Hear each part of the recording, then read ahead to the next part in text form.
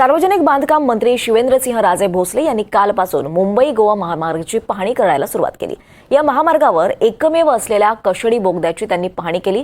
कशेडी बोगद्यामुळे प्रवाशांचा वेळ आणि अंतर देखील वाचणार आहे। दरम्यान कशेडी बोगद्याला गळती लागत असल्यानं ते धोकादायक ठरू शकतं, पण धोका निर्माण होऊ नये यासाठी गळती थांबवण्याचे प्रयत्न केले जातील, असं शिवेंद्रसिंह राजे यांनी सांगितलं आहे।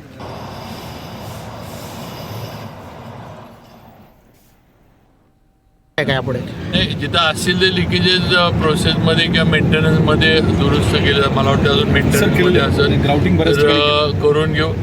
थोडं हे बघा, शेवटी टनल आहे, अख्खा डोंगर त्याच्यावर आहे, व जरा निसर्गाच्या पुढं आपण सगळ्या गोष्टीत जाऊ शकत नाही, कुठंतरी हे राहणं, पण आपण म्हणताय ते बरोबर आहे। त्याच्यामुळं धोका निर्माण होऊ नये खालच्या सगळ्याला ही वस्तुस्थिती आहे। त्यासाठी लागणारं जे मेंटेनन्सचा विषय असेल तो करून घेतला जाईल किंवा केला पण आहे, आणि अजून लागलं तर अजून करू आपण।